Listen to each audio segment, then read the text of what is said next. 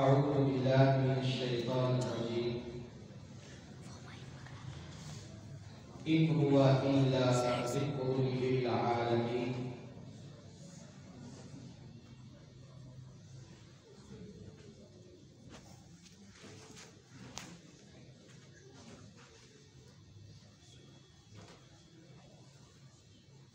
इन हुवा इल्ला ज़िक्रुल लिल आलमीन लिमन शाअ मिनकुम अन यस्तक़ीम वमा तशाऊन इल्ला अन यशा अल्लाहु रब्बुल आलमीन। सूरत तकवीर की ये आखिरी 3 आयात मैंने तिलावत की है।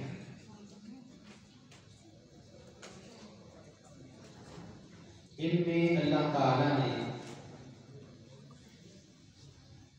एक बड़ा अहम मसला छेड़ा है।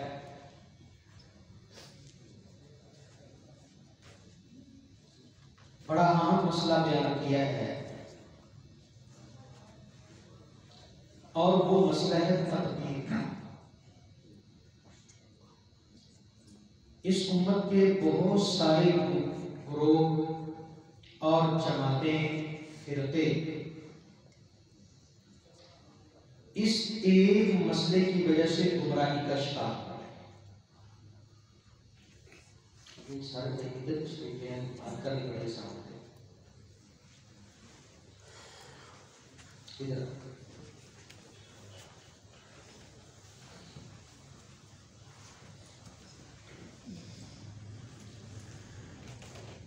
तकदीर, क्योंकि हमारे ईमान का जुज़ है, इस पर ईमान लाना वाजिब है। इसके बगैर इंसान मुसलमान नहीं हो सकता। इसलिए इसे समझना भी जरूरी है। तो अल्लाह ताला पहले कुरान मजीद के बारे में फरमाते हैं, इन हुवा इल्ला ज़िक्रुल लिल आलमीन, कि ये कुरान सरासर जहानों के लिए नसीहत है। लिमन शाअ मिनकुम अन यस्तक़ीम, और ये उनके लिए है जो गलत रास्ते से बचकर सीधे रास्ते पर चलना चाहते हैं। और उसके बाद फरमाया वमा तशाऊन इल्ला अन यशा अल्लाहु रब्बुल आलमीन, और तुम्हारे चाहने से कुछ नहीं होता जब तक रब्बुल आलमीन न चाहे।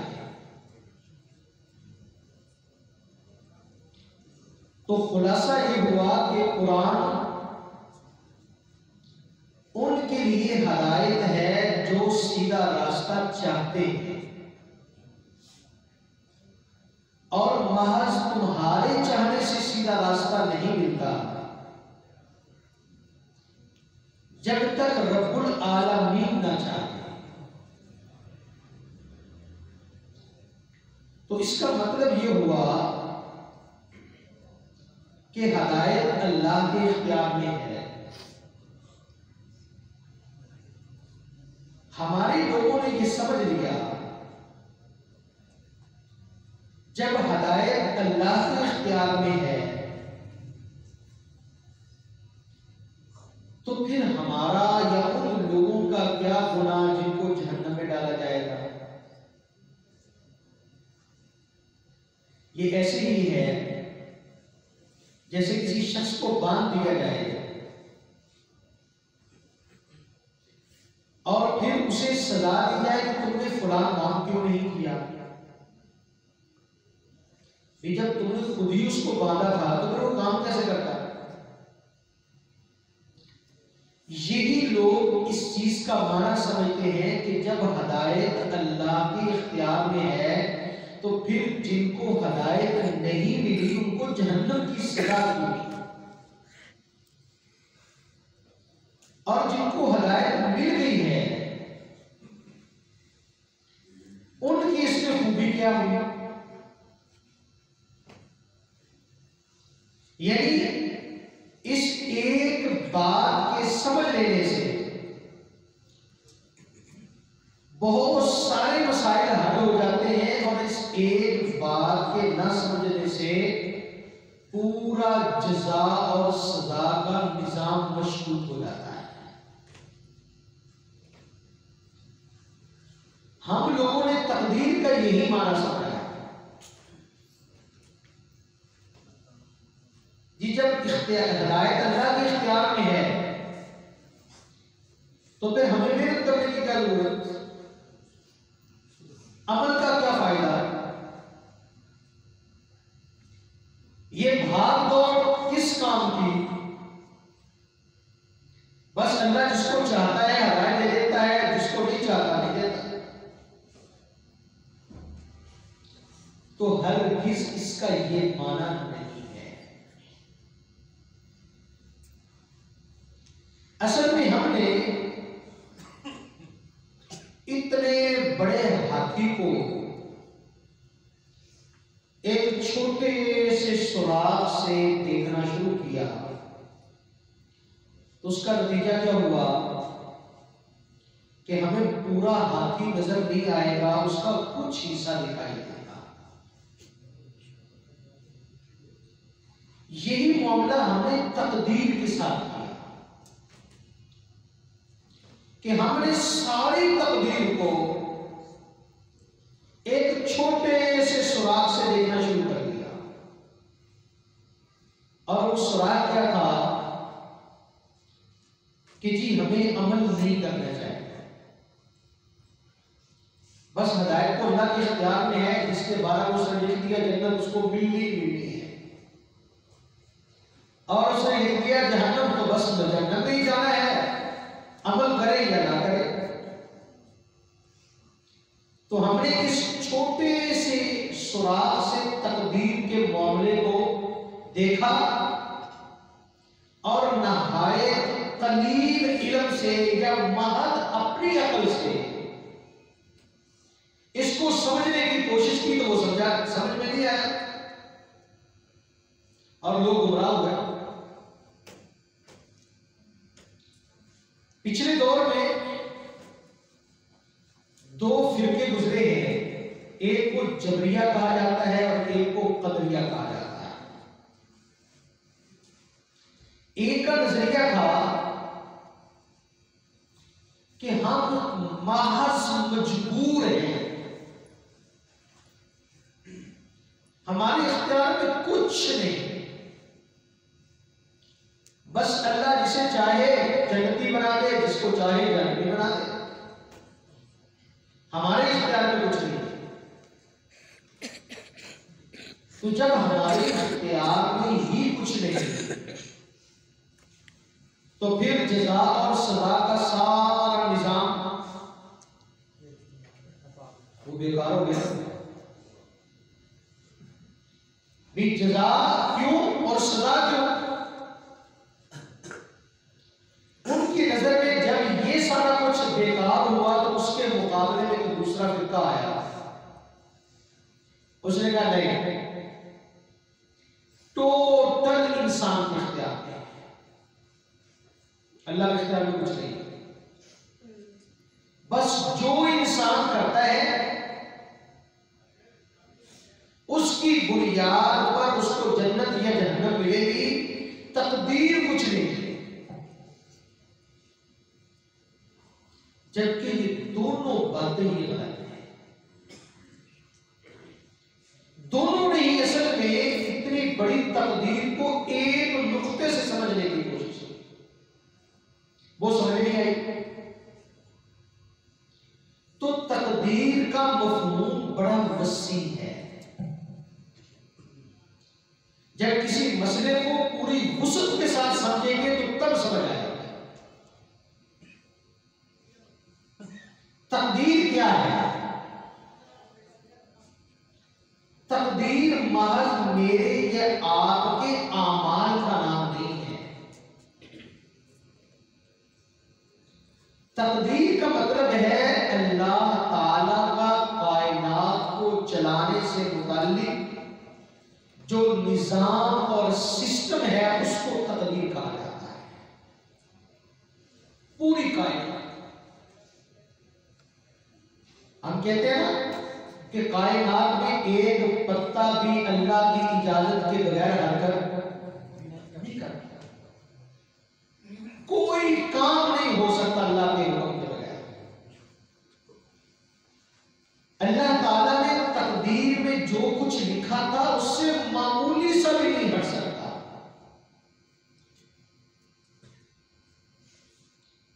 तो इंसान इस कायनात का एक छोटा सा जर्रा है,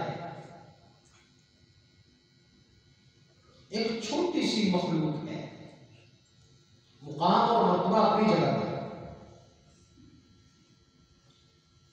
जिस तरह यूं समझे कि एक बहुत बड़ी मशीन,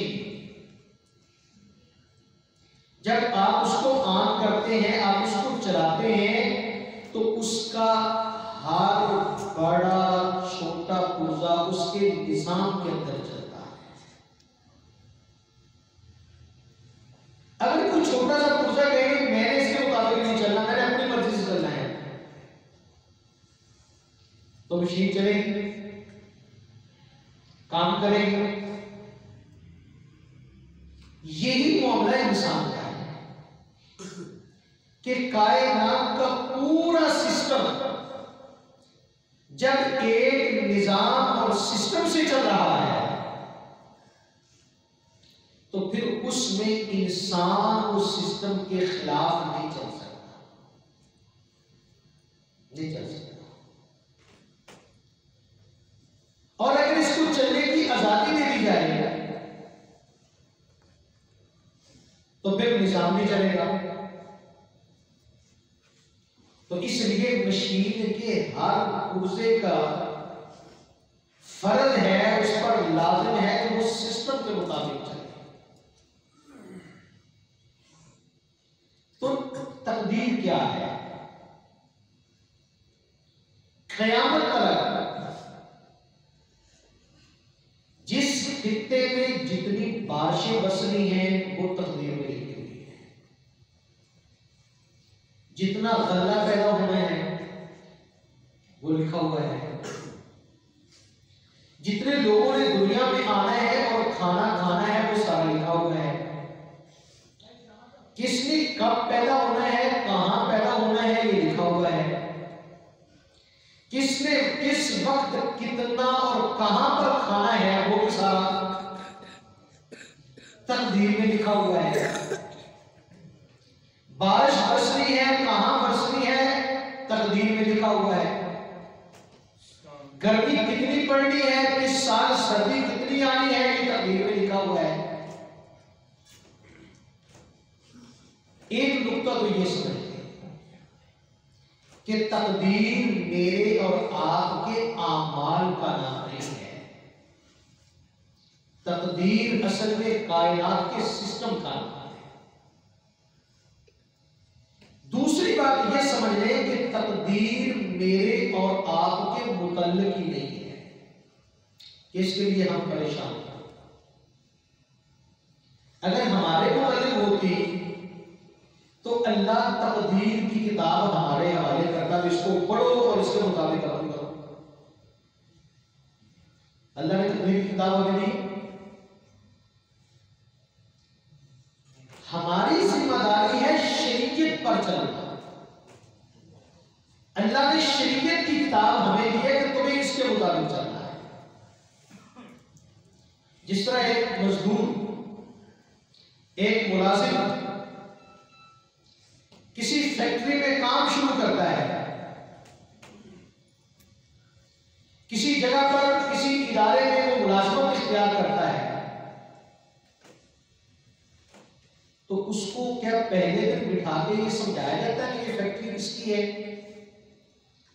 किन किन लोगों की है, किन किनों ने इनमें इसमें पैसा लगाया है, क्या इसका सिस्टम है, कौन चला रहा है, कैसे चल समझाया जाता है? उसको सिर्फ इतना बताया जाता है कि तेरा ये काम है,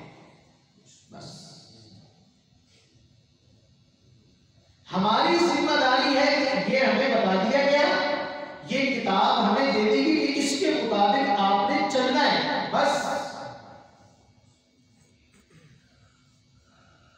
फिर कायनात कैसे चल रही है तुम्हारा इससे कोई ताल्लुक नहीं। रिजल्ट कैसे पूरा होना है ये तुम्हारे मुताबिक चीज नहीं है। और अल्लाह ताला ने ये सारी चीजें लिखी क्यों? इसलिए कि अल्लाह ताला ने ये चीज लिख के फरिश्तों के हवाले कर दी। तकदीर की किताब फरिश्तों के पास है, शरीयत की किताब आपके पास, और तकदीर की किताब वो उनकी परेशानी है, आपकी परेशानी है शरीयत पर चलना, बस। अब मिसाल के तौर पर अगर फरिश्तों के पास लिखा हुआ मौजूद ही ना हो कि जी हमने फलां दिन फलां जगह का सफर करना है, तो क्या फरिश्ता हमारा खाना वहां पर पहुंचाएगा? हमारे हिस्से की ऑक्सीजन वहां पर जाएगी? हमारे हिस्से का पानी वहां पर होगा? तो ये फरिश्ते के हवाले कर दिया गया कि फलां दिन फलां बंदे ने फलां जगह पर पहुंचना है, उसका खाना यहां पर मौजूद होना चाहिए। फलां जगह पर उसकी ये जरूरत होगी कि मौके पर होनी चाहिए। इसको हम आसान सी मिसाल से समझ लें कि हम किसी के घर में मेहमान जाएंगे और वो हमें खाना ना खिलाए तो अच्छा लगेगा? हमें पानी भी ना पूछे अच्छा लगेगा? नहीं अच्छा लगेगा। हम चाहते हैं ना कि हम कहीं जाएं, लोग हमारी इज्जत करें, एहतराम करें, पानी पूछे, ठंडा पूछे, गर्म पूछे, खाना खिलाएं, चाहते हैं ना। अब अगर वहां पर अल्लाह की तरफ से हमारे रिज़्क़ का बंदोबस्त ही ना होता तो कोई हमें रिज़्क़ दे सकता था? ये है तकदीर,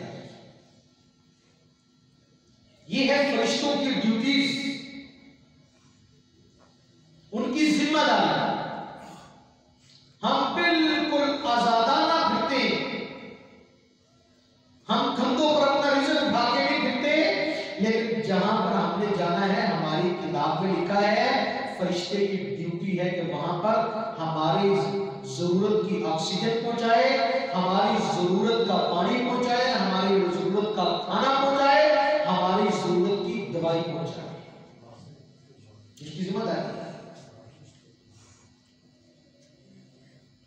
अच्छा, अब अगला मसला, वमा तशाऊना इल्ला अयशाअल्लाहु रब्बुल आलमीन।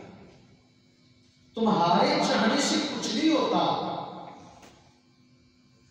जब तक अल्लाह रब्बुल आलमीन न चाहे। तो ये कायनात किसकी है? अल्लाह की। किसके हुक्म से चल रही है? अल्लाह के हुक्म से।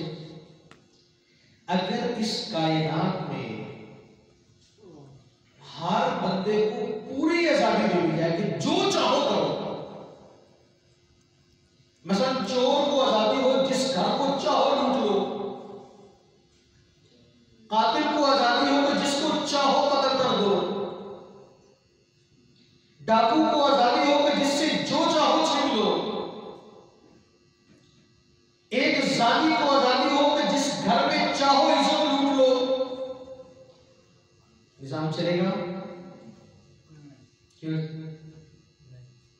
तो बस यही बात है कि महज तुम्हारे चाहने से कुछ नहीं होगा। अगर तुम्हारे चाहने से होने लग गए तो कातिल क्या चाहेगा? एक डाकू क्या चाहेगा? एक चोर की ख्वाहिश क्या होगी? एक बदकार की ख्वाहिश क्या होगी? इस तरह तो दुनिया का निजाम चलेगा नहीं, यहां पर फसाद मच जाएगा। इसलिए अल्लाह ताला की कायनात में हर एक को आजादी नहीं है। हर काम करने की आजादी नहीं है, लेकिन कुछ महदूद सी आजादी देती है। वो क्या है? बस एक बंदे रिजल्ट कमाना है, अब उसे इतनी आजादी है कि वो हलाल चाहता है या हराम चाहता है। वो इंसान बन के दुनिया में रहना चाहता है या दीवान बन के रहना चाहता है। वो बदमाश बन के रहना चाहता है या शरीफ बन के रहना चाहता है।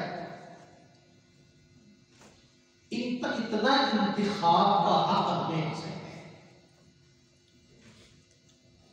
लेकिन एक बंदा चोर बनना चाहता है, उसको पूरी आजादी नहीं है। तो अब अगर चोर बनना चाहता है तो तुम्हें आजादी है, जितना चाहो चोरी कर लो, ऐसा नहीं होगा। तो आजादी अल्लाह ताला ने दी है हर शख्स को, लेकिन एक महदूद दायरे के अंदर। अब अल्लाह ताला जब उसने आजादी दे दी हर बंदे को कि इंतखाब तुमने करना है, उसके बाद फिर मेरी दुनिया के सिस्टम में आकर तुमने उसके लिए मेहनत करनी है और मैं उसके लिए तुम्हारे लिए दरवाजा खोलूंगा। अब एक चोर चोरी करना चाहता है, उसको आजादी है, लेकिन उसकी चोरी वहां तक चलती है जहां तक अल्लाह उसको इख्तियार देता है। एक डाकू वहां तक डाका मार सकता है जहां तक अल्लाह उसको छूट देता है। एक कातिल उसी सूरत में कत्ल कर सकता है जब अगले बंदे का उस वक्त कत्ल होना तकदीर में लिखा हो। एक बंदे ने मुझे बताया कि हमारी एक खानदान से दुश्मनी थी। हमें खबर मिली कि वो आज हमारे इलाके से गुजरेंगे। हमने बंदे बिठा दिए। जब वो गुजरे तो हमारे लोगों ने कहते हैं कि 22 गोलियां उनकी गाड़ी पर बरसा।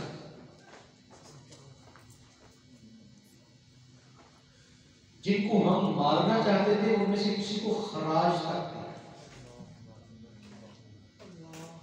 और ड्राइवर को हम नहीं मारना चाहते थे, वो जख्मी हो गया। उसके साथ हमारी कोई दुश्मनी नहीं थी। लोग सामने मारते हैं, पता नहीं पड़ता।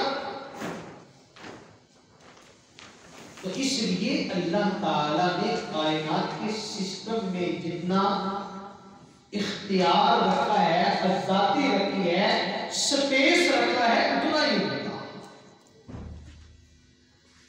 आपकी मोबाइल कंपनीज में, कंप्यूटर कंपनीज में, उसके अंदर जो सिस्टम रखा है उसके अंदर आपको आजादी है। उसके अंदर जो मर्जी कर ले, लेकिन उस सिस्टम के खिलाफ उसमें कुछ चीज दाखिल नहीं हो गई, उससे बढ़कर दाखिल नहीं हो गई। जिस मकसद के लिए उसको बनाया है वहां पर इस्तेमाल की आजादी है, उसके हटकर आप इस्तेमाल नहीं कर सकते। तो अल्लाह ताला ने हर चीज का सिस्टम बनाया है। हदायत किसको देनी है और किसके लिए गुमराही का रास्ता खोल देना है, कौन बता होगा जिसके अंदर किस किस्म की हदायत की तलब होगी, तो उसके लिए मैंने हदायत का रास्ता खोलना है। और किस किस्म का शख्स होगा, किस कदर उसके अंदर गुमराही की तलब होगी, तो मैंने उसके लिए गुमराही का रास्ता खोलना है। तलब हमारी है, लेकिन अल्लाह की इजाजत से। इसका एक मतलब ये भी बनता है कि जब महज हमारे चाहने से हिदायत नहीं मिलती, अल्लाह की चाहने से मिलती है, तो फिर महज मेहनत कर लेना, महज कोशिश करना, या जिस चीज को मैं सही समझता हूं उसका लाजमी तौर पर सही होना यह लाजिम नहीं है। अगर मैं हिदायत चाहता हूं तो मुझे रब से मांगनी पड़ेगी। मुझे क्या चाहिए कि मेहनत भी करूं और अल्लाह से मांगू। एक इसमें नुक्ता और है, वो नुक्ता ये है कि अगर मैं हिदायत चाहता हूं तो फिर अल्लाह के रास्ते से मिलेगी, अपनी मर्जी से नहीं, क्योंकि महज मेरे चाहने से वमा तशाऊन इल्ला यशाअ अल्लाह, तुम्हारे चाहने से कुछ नहीं होगा जब तक अल्लाह ना चाहे। इसका मतलब क्या है कि हिदायत वो नहीं जिसे मैं समझता हूं या चाहता हूं, हिदायत वो है जो जिसको अल्लाह हिदायत करार देता है। हिदायत महज मेरे छीनने से, लेने से, जबरदस्ती करने से नहीं मिलेगी। अल्लाह की इजाजत होगी तो मिलेगी। तो फिर मुझे क्या चाहिए कि उससे हिदायत मांगू, और हिदायत मिलेगी तो उस रास्ते से मिलेगी जिस जो रास्ता अल्लाह ने हिदायत के लिए मुतय्यन किया है। मैं एक मिसाल देता हूं। आप लाहौर से बाहर आप निकलते हैं कि आपको आजादी है, आप इधर के रोड पर चले जाएं, इधर के रोड पर चले जाएं, इधर के रोड पर चले जाएं, आजादी है, जिस रोड पर चाहें गाड़ी मोड़ दें। लेकिन अगर आप उकाड़े जाना चाहते हैं तो आप गुजरावाला के रोड पर चलकर उकाड़ा भी पहुंच सकते हैं, और अगर आप कसूर जाना चाहते हैं तो आप शेखुपुरा की तरफ गाड़ी मोड़ दें तो आप कसूर नहीं पहुंचे, कि पहुंच जाएंगे। बस यही मतलब है कि जब तुम्हारे चाहने से नहीं अल्लाह के चाहने से हिदायत मिलनी है तो फिर अल्लाह ने हिदायत के लिए जो रास्ता मुतय्यन किया है उस पर चलेंगे तो महज आपकी मर्जी से, आपके चाहने से हिदायत नहीं है। और अल्लाह का रास्ता क्या है? अलिफ लाम मीम ज़ालिकल किताबु ला रैब फीहि हुदल लिलमुत्तक़ीन। हिदायत अल्लाह के पास है, अल्लाह के इख्तियार में है। उसके लिए मेहनत भी, रास्ता भी और दुआ भी, ये तीनों माने इसी एक लफ्ज से निकलते हैं। वह आखिर